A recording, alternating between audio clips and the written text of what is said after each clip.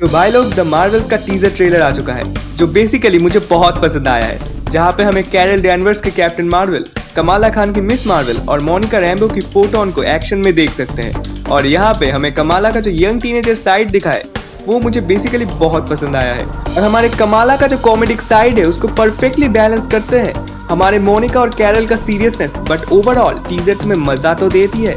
और अगर screen play की बात करें तो स्क्रीन प्ले में दिल जीत लेता है ये टीजर। अगर स्क्रीन प्ले को कंपेयर करें कैप्टन मार्वल की पहली मूवी के साथ तो वो बहुत ही डल था, और ये वाला टीजर तुम्हें सच में एक रिलैक्सेशन की फीलिंग देता है।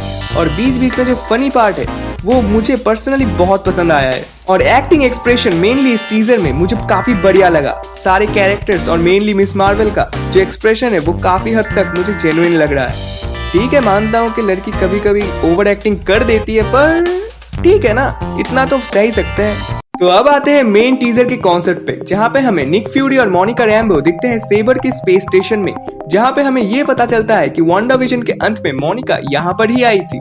और ये सेबर का जो स्पेस स्टेशन है ये मेनली एमसीयू का एक नया क्रिएशन है, और एमसीयू में शायद इसे स्वॉर्ड का हेडक्वार्टर बनाया जाएगा। और इस मोमेंट में किसी एक ऑब्जेक्ट को छूने से ये सब कुछ शुरू होता है। इस चीज को टीजर में जंप पॉइंट पैरामीटर कहा गया है, और शायद ये उसका पोजीशन है, पर वो चीज क्या है वो नहीं पता। और इसी को टच करने की वजह से ये सारा घोटाला जो होता है वो शुरू हो जाता है। तो मिस मार्वल के लास्ट एपिसोड में हमें याद है जहाँ पे कैप्टन मार्वल और कमाला अपनी जगह स्विच कर लेते हैं। तो मेनली हुआ क्या था कि जब मोनिका ने उस जंप पॉइंट पैरामीटर में उस ऑब्जेक्ट को छुआ, तभी कमाला के कंगन में भी वो मेल फंक्शन हुआ, और कमाला पहुंच गई मोनिका के पोजीशन में, और मोनिका पहुंच गई कैरल के पोजीशन में, जहाँ पे कैरल शायद किसी एक प्लेनेट पे उनके लोगों से ही फाइट कर रही थी। और इसी पोजीशन में जहाँ पे कैरल थी वहां से कैरल पहुंच गई कमाला के रूम में। तो मेनली ये तीनों अपनी अपनी जगह बदल लेते हैं, और इस फिल्म की जो स्टोरी है वो इसके आसपास ही घूमने वाली है। और इन तीनों के पावर का जो कनेक्शन है वो क्या है, क्यों ये तीनों अपने आप के पावर से जुड़ जाते हैं, और जंप पॉइंट पर वो ऑब्जेक्ट इनके साथ कैसे जुड़ा हुआ है, ये सब हमें फिल्म देखकर ही पता चलने वाला है। इस फिल्म में हमें space travel, fighting, new villains और सबसे बढ़िया एक नई टीम बनते हुए दिख रही है।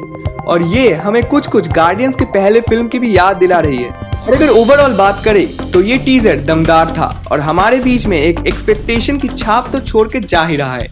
और एक आखिरी बात, टीजर के बीच में हमें एक लड़की दिखी जो रोनन का हैमर लेके घूम रही थी, और पता नहीं ये लड़की कौन है। ये लड़की शायद उसकी बेटी हो सकती है या फिर उसका कोई डिवोटी। तुम्हें क्या लगता है ये लड़की है कौन?